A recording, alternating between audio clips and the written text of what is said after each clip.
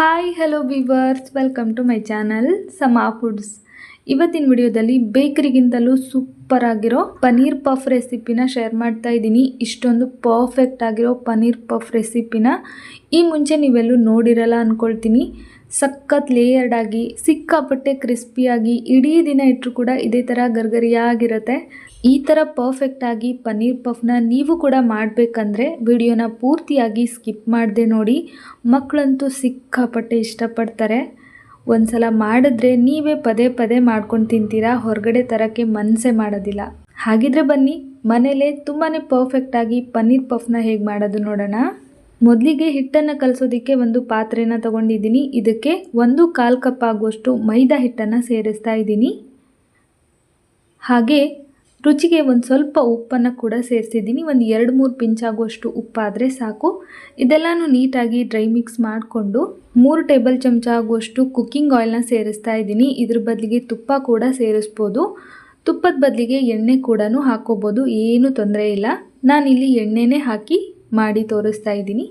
ಈಗ ಇದನ್ನು ಎಣ್ಣೆ ಜೊತೆಗೆ ಚೆನ್ನಾಗಿ ತಿಕ್ಕಿ ಹಿಟ್ಟನ್ನು ಮಿಕ್ಸ್ ಮಾಡ್ಕೊಂಡು ಆದ ನಂತರ ಸ್ವಲ್ಪನೇ ನೀರು ಹಾಕ್ಕೊಂಡು ಸಾಫ್ಟಾಗಿ ಹಿಟ್ಟನ್ನು ಕಲಿಸ್ಕೋಬೇಕಾಗತ್ತೆ. ಮೈದಾ ಹಿಟ್ಟಿನ ಬದಲಿಗೆ ಗೋಧಿ ಹಿಟ್ಟನ್ನು ಉಪಯೋಗಿಸ್ಬೋದಾ ಅಂತ ಕೆಲವರು ಕೇಳ್ಬೋದು. ಖಂಡಿತ ಉಪಯೋಗಿಸ್ಬೋದು, ಆದರೆ ಇದೇ ಥರ ಬರುತ್ತೆ ಅಂತ ಹೇಳೋಕ್ಕಾಗಲ್ಲ. ಹೊರಗಡೆ ನಾವು ಬೇಕರಿಯಿಂದ ತರ್ತೀವಲ್ಲ, ಅದೇ ಥರ ಬೇಕು ಅಂದರೆ ಮೈದಾ ಹಿಟ್ಟಲ್ಲೇ ಮಾಡಬೇಕಾಗತ್ತೆ. ಹಾಗಾಗಿ ನಾನು ಕೂಡ ಮೈದಾ ಹಿಟ್ಟಲ್ಲೇ ಮಾಡಿ ತೋರಿಸ್ತಾ ಇದ್ದೀನಿ. ಈಗ ನೋಡಿ ಹಿಟ್ಟನ್ನು ಕಲಸಿದಾಯಿತು. ಇದನ್ನು ಒಂದು ಅರ್ಧ ಗಂಟೆನಾದರೂ ನೆನೆಸ್ಕೊಂಡ್ರೆ ಒಳ್ಳೆಯದು. ಹಾಗಾಗಿ ಮೇಲ್ಗಡೆ ಒಂದು ಲಿಡ್ನ ಕ್ಲೋಸ್ ಮಾಡಿ ಅರ್ಧ ಗಂಟೆ ನೆನೆಯೋದಕ್ಕೆ ಬಿಟ್ಬಿಡ್ತೀನಿ. ಅಷ್ಟರಲ್ಲಿ ಸ್ಟಫಿಂಗ್ ರೆಡಿ ಮಾಡ್ಕೊಳ್ಳೋಣ. ಪನ್ನೀರ್ ಸ್ಟಫಿಂಗ್ನ ಮಾಡ್ಕೊಳ್ಳೋದಕ್ಕೆ ಒಲೆ ಮೇಲೆ ಒಂದು ಬಾಣಲೆನ ಇಟ್ಕೊಂಡಿದ್ದೀನಿ. ಇದಕ್ಕೆ 2 ಚಮಚ ಆಗುವಷ್ಟು ಕುಕ್ಕಿಂಗ್ ಆಯಿಲ್ ಬಿಸಿಯಾದ ನಂತರ 1 ಚಮಚ ಜೀರಿಗೆನ ಸೇರಿಸ್ತಾ ಇದ್ದೀನಿ. ಜೀರಿಗೆ ಚೆನ್ನಾಗಿ ಚಿಟಪಟ ಅನ್ನೋವಾಗ 2 ಮೀಡಿಯಮ್ ಸೈಜ್ ಈರುಳ್ಳಿನ ತೆಳುವಾಗಿ ಉದ್ದಕ್ಕೆ ಕಟ್ ಮಾಡಿ ಸೇರಿಸಿ ಸ್ವಲ್ಪ ಹಸಿ ವಾಸನೆ ಹೋಗೋವರೆಗೂ ಚೆನ್ನಾಗಿ ಇದನ್ನು ಬಾಡಿಸ್ಕೊಳ್ತೀನಿ. ಈಗ ನೋಡಿ ಒಂದೇ ಒಂದು ಹಸಿಮೆಣಸನ್ನು ಸಣ್ಣದಾಗಿ ಕಟ್ ಮಾಡಿ ಸೇರಿಸಿದ್ದೀನಿ. ಹಾಗೆ ಒಂದು ದೊಡ್ಡ ಚಮಚ ಶುಂಠಿ ಬೆಳ್ಳುಳ್ಳಿ ಪೇಸ್ಟನ್ನು ಫ್ರೆಶ್ ಆಗಿ ಜಜ್ಜಿ ಸೇರಿಸಿದ್ದೀನಿ. ಈ ಥರ ಫ್ರೆಶ್ ಆಗಿ ಮಾಡ್ಕೊಳ್ಳೋದ್ರಿಂದ ರುಚಿ ತುಂಬ ಚೆನ್ನಾಗಿರುತ್ತೆ. ಈಗ ಇದೆಲ್ಲನೂ ಹಸಿ ವಾಸನೆ ಹೋಗಿ ಕಲರ್ ಚೇಂಜ್ ಆಗೋವರೆಗೂ ಚೆನ್ನಾಗಿ ಬಾಡಿಸ್ಕೊಳ್ಬೇಕು. ನಂತರ ಇದಕ್ಕೆ 1/4 ಚಮಚ ಆಗುವಷ್ಟು ಅರಿಶಿನದ ಪುಡಿ, ಅರ್ಧ ಚಮಚ ಆಗುವಷ್ಟು ಹೋಮ್ಮೇಡ್ ಧನಿಯಾ ಪುಡಿ, ಅರ್ಧ ಚಮಚ ಆಗುವಷ್ಟು ಹೋಮ್ಮೇಡ್ ಗರಂ ಮಸಾಲ, 1 ಚಮಚ ಅಚ್ಕಾರದ ಪುಡಿ, ಹಾಗೆ ರುಚಿಗೆ ತಕ್ಕಷ್ಟು ಉಪ್ಪನ್ನು ಸೇರಿಸ್ತಾ ಇದ್ದೀನಿ. ಆದಷ್ಟು ಎಲ್ಲ ಮಸಾಲೆಗಳನ್ನು ಮನೇಲೇ ಮಾಡ್ಕೊಂಡಿರ್ತೀನಿ. ರುಚಿ ತುಂಬ ಚೆನ್ನಾಗಿರುತ್ತೆ. ಹಾಗೆಯೇ ಕಡಿಮೆ ದುಡ್ಡಲ್ಲಿ ಜಾಸ್ತಿ ಮಸಾಲೆ ಪುಡಿಗಳು ಮನೇಲೇ ರೆಡಿ ಆಗುತ್ತೆ. ತುಂಬ ಚೆನ್ನಾಗಿರುತ್ತೆ. ನೀವು ಕೂಡ ಆದಷ್ಟು ಮನೇಲೇ ಮಾಡ್ಕೊಳ್ಳೋಕ್ಕೆ ಟ್ರೈ ಮಾಡಿ. ಈಗ ಮಸಾಲೆಗಳ ಜೊತೆಗೆ ಈರುಳ್ಳಿನ ಚೆನ್ನಾಗಿ ಬಾಡಿಸ್ಕೊಂಡಾದ ನಂತರ 1 ಕ್ಯಾರೆಟು 1 ಕ್ಯಾಪ್ಸಿಕಮ್ನ ತೆಳುವಾಗಿ ಉದ್ದಕ್ಕೆ ಕಟ್ ಮಾಡಿ ಸೇರಿಸಿದ್ದೀನಿ. ಹಾಗೆಯೇ ಒಂದು ದೊಡ್ಡ ಟೊಮ್ಯಾಟೊನು ಕೂಡ ತೆಳುವಾಗಿ ಉದ್ದಕ್ಕೆ ಕಟ್ ಮಾಡಿ ಸೇರಿಸಿದ್ದೀನಿ. ನಾನಿಲ್ಲಿ ತಗೊಂಡಿರೋದು ಆಪಲ್ ಟೊಮ್ಯಾಟೊ, ಹುಳಿ ಟೊಮ್ಯಾಟೊ ಕೂಡ ಬಳಸ್ಬೋದು. ಈಗ ಇದೆಲ್ಲಾನು ಚೆನ್ನಾಗಿ ಫ್ರೈ ಮಾಡ್ಕೊಳ್ಬೇಕು. ಹಾಗಾಗಿ ಒಂದು ಲಿಡ್ನ ಕ್ಲೋಸ್ ಮಾಡಿ ಒಂದು 2 ನಿಮಿಷ ಇದನ್ನು ಮುಚ್ಚಿ ಬೇಯಿಸ್ಕೊಳ್ತೀನಿ. ಈಗ ನೋಡಿ 2 ನಿಮಿಷ ಆಗಿದೆ. ಲಿಡ್ನ ಓಪನ್ ಮಾಡ್ತಾ ಇದ್ದೀನಿ. ಇದೆಲ್ಲಾನು ಚೆನ್ನಾಗಿ ಬೆಂದಿದೆ. ಇಷ್ಟು ಬೆಂದರೆ ಸಾಕು. ತುಂಬ ಕಿಚಿ ಪಿಚಿ ಅನ್ನೋವರೆಗೂ ಕೂಡ ಬೇಯಿಸ್ಕೊಳ್ಳೋ ಅಗತ್ಯ ಇಲ್ಲ. ಇಷ್ಟಾದರೆ ಸಾಕು. ಈಗ ಇದಕ್ಕೆ ಮನೇಲೇ ರೆಡಿ ಮಾಡ್ಕೊಂಡಿರೋ ಪನ್ನೀರನ್ನ ಸೇರಿಸ್ತಾ ಇದ್ದೀನಿ. ಆದಷ್ಟು ಪನ್ನೀರನ್ನು ಮನೇಲೇ ಮಾಡ್ಕೊಳ್ಳಿ, ಸಾಫ್ಟಾಗಿ ತುಂಬ ಚೆನ್ನಾಗಿರುತ್ತೆ. ಪನ್ನೀರನ್ನ ಈ ಥರ ಆದಷ್ಟು ಸಣ್ಣ ಕ್ಯೂಬ್ಸ್ ಆಗಿ ಕಟ್ ಮಾಡಿಕೊಂಡು ತಗೊಂಡಿದ್ದೀನಿ. ಈಗ ಇದಕ್ಕೆ ಧಾರಾಳವಾಗಿ ಕೊತ್ತಂಬರಿ ಸೊಪ್ಪನ್ನು ಸೇರಿಸ್ತಾ ಇದ್ದೀನಿ. ಕೊತ್ತಂಬರಿ ಸೊಪ್ಪನ್ನು ಸೇರಿಸಿ ಇದನ್ನು ನಿಧಾನಕ್ಕೆ ಬಾಡಿಸ್ಕೊಳ್ಬೇಕು. ಮನೇಲೇ ಮಾಡಿರೋ ಪನ್ನೀರ್ ಆಗಿರೋದ್ರಿಂದ ತುಂಬ ಸಾಫ್ಟ್ ಆಗಿರುತ್ತೆ, ಬೇಗ ಒಡೆದೋಗ್ಬಿಡುತ್ತೆ. ಹಾಗಾಗಿ ನಿಧಾನಕ್ಕೆ ಈ ಥರ ನೀಟಾಗಿ ಮಿಕ್ಸ್ ಮಾಡ್ಕೊಳ್ಬೇಕು. ಈ ಥರ ಮಿಕ್ಸ್ ಮಾಡಿದ್ದಾದ ನಂತರ ಲಿಡ್ನ ಕ್ಲೋಸ್ ಮಾಡಿ ಬರೀ ಒಂದು 2 ನಿಮಿಷ ಬೇಯಿಸ್ಕೊಂಡ್ರೆ ಸಾಕು. ಇದನ್ನು ಕೂಡ ತುಂಬ ಬೇಯಿಸೋ ಅಗತ್ಯ ಇಲ್ಲ. ಈಗ ನೋಡಿ ಸೂಪರ್ ಆಗಿರೋ ಪನ್ನೀರ್ ಸ್ಟಫಿಂಗ್ ರೆಡಿ ಆಯಿತು. ಬೇಕು ಅಂದರೆ ನೀವು ಇದ್ರ ಜೊತೆಗೆ ಕ್ಯಾಬೇಜು, ಬೀನ್ಸು ಈ ಥರ ಬೇರೆ ಬೇರೆ ತರಕಾರಿಗಳನ್ನು ಕೂಡ ಆ್ಯಡ್ ಮಾಡಿ ಮಾಡ್ಕೊಳ್ಬೋದು. ರುಚಿನೂ ಚೆನ್ನಾಗಿರುತ್ತೆ, ಆರೋಗ್ಯಕ್ಕೂ ಕೂಡ ತುಂಬ ಒಳ್ಳೆಯದು. ಈಗ ಇದು ರೆಡಿ ಆಗಿದೆ. ಇದು ತಣ್ಣಗಾಗಬೇಕು. ತಣ್ಣಗಾಗೋದಕ್ಕೆ ಇದನ್ನು ಸೈಡ್ಗೆ ಎತ್ತಿಟ್ಕೊಂಡ್ಬಿಡೋಣ. ಇದಾದ ನಂತರ 3 ಚಮಚ ಆಗುವಷ್ಟು ಕಾರ್ನ್ಫ್ಲೋರನ್ನು ತಗೊಂಡಿದ್ದೀನಿ. ಕಾರ್ನ್ಫ್ಲೋರ್ ಬದಲಿಗೆ ಮೈದಾ ಹಿಟ್ಟು ತಗೋಬೋದಾ, ಅಕ್ಕಿ ಹಿಟ್ಟು ತಗೋಬೋದಾ ಅಂತ ನೀವು ಕೇಳ್ಬೋದು. ಖಂಡಿತ ತಗೋಬೋದು, ಆದರೆ ನಾನು ಮಾಡಿದ್ದೀನಲ್ಲ ಇದೇ ಥರ ಬರುತ್ತೆ ಅಂತ ಮಾತ್ರ ಹೇಳೋಕ್ಕಾಗಲ್ಲ. ಕಾರ್ನ್ಫ್ಲೋರ್ ತೊಗೊಂಡ್ರೆ ಬೆಸ್ಟು. ಇದಾದ ನಂತರ 3 ಚಮಚ ಆಗುವಷ್ಟು ಕುಕ್ಕಿಂಗ್ ಆಯಿಲ್ನ ಸೇರಿಸ್ತಾ ಇದ್ದೀನಿ. ಆಯಿಲ್ ಬದಲಾಗಿ ತುಪ್ಪ ಕೂಡ ಉಪಯೋಗಿಸ್ಬೋದು. ನಾನಿಲ್ಲಿ ಎಲ್ಲರಿಗೂ ಈಸಿ ಆಗೋ ಥರ ಅಥವಾ ಎಲ್ಲರೂ ಮಾಡ್ಕೊಳ್ಳೋ ಥರ ಇರಲಿ ಅಂತ ಹೇಳಿ ಆಯಿಲ್ನ ಬಳಸಿದ್ದೀನಿ. ತೊಂದರೆ ಇಲ್ಲ, ಎಣ್ಣೆಲೇ ಮಾಡ್ಬೋದು, ಚೆನ್ನಾಗೇ ಬರುತ್ತೆ. ಇದನ್ನು ಈ ಥರ ನೀಟಾಗಿ ಮಿಕ್ಸ್ ಮಾಡಿಕೊಂಡು ಒಂದು ಸಾಟಿನ ರೆಡಿ ಮಾಡಿಕೊಂಡು ಸೈಡ್ಗೆ ಎತ್ತಿಟ್ಕೊಂಬಿಡಿ. ನಂತರ ಹಿಟ್ಟನ್ನು ಕಲಸಿ ನೆನೆಯೋದಕ್ಕೆ ಬಿಟ್ಟಿದ್ವಿ ಅಲ್ವಾ. ಈಗ ಇದೊಂದು ಅರ್ಧ ಗಂಟೆ ಚೆನ್ನಾಗಿ ನೆಂದಿದೆ. ನೋಡ್ತಾ ಇರ್ಬೋದು, ಹಿಟ್ಟನ್ನು ಕಲಸೋವಾಗ ಎಣ್ಣೆ ಹಾಕಿದ್ದೆ, ಮೇಲ್ಗಡೆ ಸ್ವಲ್ಪನೂ ಎಣ್ಣೆ ಹಾಕಿರಲಿಲ್ಲ.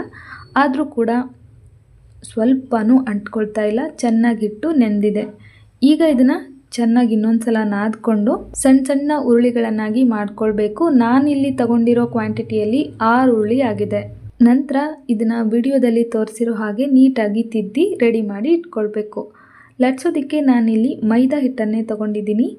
ಮೈದಾ ಹಿಟ್ಟಲ್ಲಿ ಈ ಥರ ನೀಟಾಗಿ ಹೊರಳಾಡಿಸಿ ತೆಳುವಾಗಿ ಚಪಾತಿ ಥರ ಲಟ್ಟಿಸ್ಕೊಳ್ಬೇಕು. ಚಪಾತಿನ ನಾವು ಹೇಗೆ ಲಟ್ಟಿಸ್ಕೊಳ್ತೀವಲ್ಲ ಅದೇ ಥರ ಎಷ್ಟಾಗುತ್ತೋ ಅಷ್ಟು ತೆಳುವಾಗಿ ಲಟ್ಟಿಸ್ಕೊಳ್ಳಿ. ನೋಡ್ತಾ ಇದ್ದೀರಲ್ವ ನಾನಿಲ್ಲಿ ಎಷ್ಟು ತೆಳುವಾಗಿ ಲಟ್ಟಿಸ್ಕೊಂಡಿದ್ದೀನಿ ಅಂತ. ಇದೇ ಥರ ಎಲ್ಲನೂ ನಾನು ಲಟ್ಟಿಸ್ಕೊಂಡು ತಗೊಳ್ತೀನಿ. ಒಂದ್ರ ಮೇಲೆ ಒಂದು ಹಾಕೋದಾದರೆ ಈ ಥರ ಮೈದಾ ಹಿಟ್ಟನ್ನು ಡಸ್ಟ್ ಮಾಡಿ ಅದ್ರ ಮೇಲ್ಗಡೆ ಮತ್ತೆ ಚಪಾತಿ ಹಾಕಿ ಮತ್ತೆ ಅದ್ರ ಮೇಲ್ಗಡೆ ಮೈದಾ ಹಿಟ್ಟನ್ನು ಡಸ್ಟ್ ಮಾಡಿ ಹಾಕಿದ್ರೆ ಒಂದಕ್ಕೊಂದು ಅಂಟ್ಕೊಳ್ಳೋದಿಲ್ಲ. ನಂತರ ಈಗ ಒಂದು ಚಪಾತಿನ ಕಿಚನ್ ಕೌಂಟ್ರ್ ಮೇಲೆ ಹಾಕ್ಕೊಂಡು ಅದ್ರ ಮೇಲ್ಗಡೆ ನಾನಾಗಲೇ ಸಾಟಿನ ರೆಡಿ ಮಾಡಿ ಇಟ್ಕೊಂಡಿದ್ನಲ್ಲ ಅದನ್ನು ಧಾರಾಳವಾಗಿ ಹಾಕಿ ಕೈಯಲ್ಲೇ ಚೆನ್ನಾಗಿ ಸ್ಪ್ರೆಡ್ ಮಾಡಬೇಕು. ಸ್ವಲ್ಪ ಸ್ವಲ್ಪ ಹಚ್ಚಕ್ಕೆ ಹೋಗಬೇಡಿ, ಚೆನ್ನಾಗಿ ಇದನ್ನು ಸವರಬೇಕು. ಇದೇ ಥರ ಒಂದ್ರ ಮೇಲೆ ಒಂದು ಚಪಾತಿನ ಹಾಕ್ಕೊಂಡು ಸಾಟಿನ ಸವರಿ ಈ ಥರ ಎಲ್ಲನೂ ರೆಡಿ ಮಾಡಿಕೊಂಡು ತಗೊಂಡಿದ್ದೀನಿ. ಈಗ ಇದನ್ನು ಒಂದು ಸೈಡ್ ನಾನಿಲ್ಲಿ ವಿಡಿಯೋದಲ್ಲಿ ತೋರಿಸ್ತಾ ಇದ್ದೀನಲ್ಲ ಈ ಥರ ಕಾಲು ಭಾಗದಷ್ಟು ಫೋಲ್ಡ್ ಮಾಡಿ ಮತ್ತೆ ಅದ್ರ ಮೇಲ್ಗಡೆ ಸಾಟಿನ ಸವರ್ಕೊಂಡು ಇನ್ನೊಂದು ಸೈಡ್ ಕೂಡ ಅದೇ ಥರ ಫೋಲ್ಡ್ ಮಾಡಿ ಸಾಟಿನ ಸವರ್ಕೊಳ್ಬೇಕು. ಇದೇ ಥರ ಪ್ರತಿ ಹಂತದಲ್ಲೂ ನಾವು ಸಾಟಿನ ಸವರಲೇಬೇಕು. ಈ ಥರ ಮಾಡಿದ್ರೆ ಲೇಯರ್ ಆಗಿ ತುಂಬ ಚೆನ್ನಾಗಿ ಬರುತ್ತೆ. ಈಗ ನೋಡಿ ಈ ಥರ ಸ್ಕ್ವೇರ್ ಆಗಿ ಒಂದು ಬಾಕ್ಸು ರೆಡಿ ಆಯ್ತಲ್ವಾ. ಇದನ್ನು ಮತ್ತೆ ಮೈದಾ ಹಿಟ್ಟನ್ನು ಡಸ್ಟ್ ಮಾಡಿ ಮೀಡಿಯಮ್ ದಪ್ಪ ಬರೋ ಥರ ಲಟ್ಟಿಸ್ಕೋಬೇಕು. ತುಂಬ ತೆಳುವಾಗಿ ಲಟ್ಟಿಸ್ಬಾರ್ದು. ತುಂಬ ತೆಳುವಾಗಿ ಲಟ್ಟಿಸಿದ್ರೆ ಆ ಲೇಯರ್ ಎಲ್ಲ ಹೊರಟೋಗ್ಬಿಡುತ್ತೆ. ಈ ಥರ ಈಗ ದೊಡ್ಡದಾಗಿ ಲಟ್ಟಿಸ್ಕೊಂಡಾದ ನಂತರ ಸುತ್ತ ಇರೋವಂಥ ಎಡ್ಜಸ್ಸನ್ನು ತೆಗೆದು ಸ್ಕ್ವೇರ್ ಆಕಾರಕ್ಕೆ ಕಟ್ ಮಾಡ್ಕೊಂಡಿದ್ದೀನಿ. ನಂತರ ಇದನ್ನು ಮತ್ತೊಂದು ಸಲ ಮಧ್ಯದಲ್ಲಿ ಕಟ್ ಮಾಡಿಕೊಂಡ್ರೆ ಈ ಥರ ಸ್ಕ್ವೇರ್ ಆಕಾರದಲ್ಲಿರೋ 6 ಶೀಟು ರೆಡಿ ಆಗುತ್ತೆ. ನೋಡ್ತಾ ಇದ್ದೀರಲ್ವ ಎಷ್ಟು ದಪ್ಪ ಇದೆ ಅಂತ. ಮೀಡಿಯಮ್ ಆಗಿ ದಪ್ಪ ಮಾಡಿಕೊಂಡ್ರೆ ಸಾಕು, ತುಂಬ ತೆಳುವಾಗೂ ಇರಬಾರ್ದು. ನಂತರ ಈಗ ಮಧ್ಯದಲ್ಲಿ ಒಂದು ದೊಡ್ಡ ಚಮಚ ಆಗುವಷ್ಟು ಸ್ಟಫಿಂಗ್ನ ಇಟ್ಟು ವಿಡಿಯೋದಲ್ಲಿ ತೋರಿಸಿರೋ ಹಾಗೆ ನಿಧಾನಕ್ಕೆ ಪ್ರೆಸ್ ಮಾಡಬೇಕು.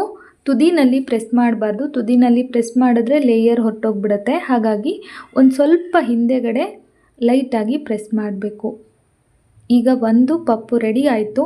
ಇನ್ನೊಂದನ್ನು ಮಾಡಿ ತೋರಿಸ್ತೀನಿ. ಈ ಥರ ರೆಡಿ ಮಾಡಿಟ್ಕೊಂಡಿರೋ ಶೀಟ್ ಮೇಲ್ಗಡೆ ಸ್ಟಫಿಂಗ್ನ ಹಾಕಿ ನಿಧಾನಕ್ಕೆ ಈ ಥರ ಅಂಟಿಸ್ಬೇಕು. ಒಂದು ಸ್ವಲ್ಪ ಹಿಂದೆಗಡೆನೇ ಲೈಟಾಗಿ ಪ್ರೆಸ್ ಮಾಡ್ಕೊಳ್ಳಿ. ತುದಿನಲ್ಲಿ ಮಾತ್ರ ಪ್ರೆಸ್ ಮಾಡೋಕ್ಕೆ ಹೋಗಬೇಡಿ. ತುದಿನಲ್ಲಿ ಮಾಡಿದ್ರೆ ಲೇಯರ್ ಎಲ್ಲ ಹೊರಟೋಗ್ಬಿಡುತ್ತೆ. ಇದೇ ಥರ ಎಲ್ಲ ಪನ್ನೀರ್ ಪಪ್ಪನ ನಾನು ರೆಡಿ ಮಾಡಿ ತಗೊಂಡಿದ್ದೀನಿ. ಈಗ ಇದನ್ನು ಎಣ್ಣೆಯಲ್ಲಿ ಫ್ರೈ ಮಾಡ್ಕೊಳ್ಳೋಣ. ಎಣ್ಣೆಯಲ್ಲಿ ಫ್ರೈ ಮಾಡ್ಕೊಳ್ಳೋದು ಕೂಡ ತುಂಬಾ ಇಂಪಾರ್ಟೆಂಟು. ಅದನ್ನು ಕೂಡ ನೋಡ್ಕೊಂಬಿಡಿ. ಪಫ್ನ ಫ್ರೈ ಮಾಡೋದಕ್ಕೆ ಎಣ್ಣೆ ಜಾಸ್ತಿ ಕಾದಿರಬಾರ್ದು, ಮೀಡಿಯಮ್ ಆಗಿ ಕಾದಿರಬೇಕು. ಎಣ್ಣೆ ಜಾಸ್ತಿ ಕಾದಿದ್ರೆ ಹೊರಗಡೆ ಬೇಗ ಕಲರ್ ಚೇಂಜ್ ಆಗಿಬಿಡುತ್ತೆ, ಒಳಗಡೆ ಹಸಿಯಾಗಿ ಹಾಗೇ ಇರುತ್ತೆ. ಮತ್ತು ಎಲ್ಲ ಲೇಯರ್ಗಳು ಕೂಡ ನೀಟಾಗಿ ಚೆನ್ನಾಗಿ ಬರೋದಿಲ್ಲ. ಈಗ ಪಫ್ನ ಫ್ರೈ ಮಾಡ್ಕೊಳ್ತಾ ಇದ್ದೀನಿ. ಒಂದು ಸಣ್ಣ ಸ್ಪೂನ ತಗೊಂಡು ಮೇಲ್ಗಡೆ ನಾವು ಬಿಸಿ ಎಣ್ಣೆನ ಹಾಕ್ತಾನೇ ಇರಬೇಕು. ಈ ಥರ ಮಾಡೋದ್ರಿಂದ ನೀಟಾಗಿ ನಾವು ಜೋಡಿಸಿರೋಂಥ ಎಲ್ಲ ಲೇಯರ್ಗಳು ಕೂಡ ಬಿಟ್ಕೊಂಡು ಬರುತ್ತೆ. ನೋಡ್ತಾ ನೋಡ್ತಾ ನಾನು ನಿಮಗೆ ತೋರಿಸ್ತೀನಿ ಪೂರ್ತಿ ಅದು ಹೇಗೆ ಹೊರಗಡೆ ಬೇಕ್ರಿಯಿಂದ ತಂದಿರ್ತೀವಲ್ಲ ಅದೇ ಥರ ಕಾಣಿಸೋ ಥರ ಲೇಯರ್ಗಳೆಲ್ಲ ಬರುತ್ತೆ. ನೋಡ್ತಾ ಇದ್ದೀರಲ್ವ, ಕಲರ್ ಕೂಡ ಚೇಂಜ್ ಆಗಿದೆ. ಯಾವುದೇ ಕಾರಣಕ್ಕೂ ಫ್ಲೇಮ್ನ ಮಾತ್ರ ಹೈ ಮಾಡ್ಕೊಳ್ಳೋಕೆ ಹೋಗಬೇಡಿ. ತುಂಬ ಕಡಿಮೆ ಆಯಿತು ಉರಿ ಅಂತ ಅನ್ನಿಸ್ದಾಗ ಮಾತ್ರ ಒಂದು 30 ಸೆಕೆಂಡ್ ಜಾಸ್ತಿ ಮಾಡಿ ಕಡಿಮೆ ಮಾಡ್ಕೊಂಬಿಡಿ. ಮತ್ತು ನೆಕ್ಸ್ಟ್ ಬ್ಯಾಚಲ್ಲಿ ಹಾಕೋವಾಗಲೂ ಅಷ್ಟೇ, ಪೂರ್ತಿ ಎಣ್ಣೆ ಬಿಸಿರೋವಾಗ ಹಾಕಕ್ಕೆ ಹೋಗಬೇಡಿ. ಸ್ವಲ್ಪ ಗ್ಯಾಸ್ ಆಫ್ ಮಾಡಿ ಸ್ವಲ್ಪ ಬಿಸಿ ಕಡಿಮೆ ಆದ ನಂತರನೇ ಮತ್ತೆ ಪಫ್ನ ಹಾಕಿ ಫ್ರೈ ಮಾಡ್ಕೊಳ್ಳಿ. ಈಗ ನೋಡಿ ಎಲ್ಲ ಪಫ್ನ ಫ್ರೈ ಮಾಡಿ ತಗೊಂಡಿದ್ದೀನಿ. ಎಷ್ಟೊಂದು ಚೆನ್ನಾಗಿ ಬಂದಿದೆ ಅಲ್ವಾ. ಹಂಗೆ ಬಂದಿದೆ ಹಿಂಗೆ ಬಂದಿದೆ ಅಂತ ನಾನು ಇದ್ರ ಬಗ್ಗೆ ಹೇಳೋ ಅವಶ್ಯಕತೆನೇ ಇಲ್ಲ. ನಿಮಗೆ ನೋಡಿದ್ರೇ ಗೊತ್ತಾಗುತ್ತೆ ಎಷ್ಟು ಸಖತ್ತಾಗಿ ಪರ್ಫೆಕ್ಟಾಗಿ ಬಂದಿದೆ ಅಂತ. ಕೆಲವ್ರು ಹೇಳ್ಬೋದು 20 ರೂಪಾಯಿ ಕೊಟ್ಟರೆ ಅಂಗಡಿಲೇನೆ ಸಿಗುತ್ತೆ, ಯಾಕೆ ಇಷ್ಟು ಕಷ್ಟಪಡಬೇಕು ಅಂತ. ಅಂಗಡೀಲಿ ಪಫೇನೋ ಸಿಗುತ್ತೆ, ಅದ್ರ ಜೊತೆಗೆ ಆರೋಗ್ಯ ಸಿಗೋದಿಲ್ಲ. ಎಲ್ಲಕ್ಕಿಂತ ಹೆಚ್ಚಾಗಿ ನಾವೇ ಮಾಡಿದ್ದು ಅನ್ನೋ ಖುಷಿ ಮಾತ್ರ ಅಂಗಡೀಲಿ ತರೋದ್ರಿಂದ ಸಿಗೋದಿಲ್ಲ. ಹಾಗಾಗಿ ಕಲಿಯೋದು ತುಂಬ ಮುಖ್ಯ. ಐ ಹೋಪ್ ಇವತ್ತಿನ ಈ ಪನ್ನೀರ್ ಪಫ್ ರೆಸಿಪಿ ನಿಮಗೆ ತುಂಬ ಇಷ್ಟ ಆಯಿತು ಅಂದ್ಕೊಳ್ತೀನಿ. ಇಷ್ಟ ಆಗಿದ್ರೆ ಲೈಕ್ ಮಾಡೋದನ್ನು ಮರಿಬೇಡಿ. ಮುಂದಿನ ವಿಡಿಯೋದಲ್ಲಿ ಮತ್ತೆ ಸಿಗ್ತೀನಿ. Bye friends. Thank you so much.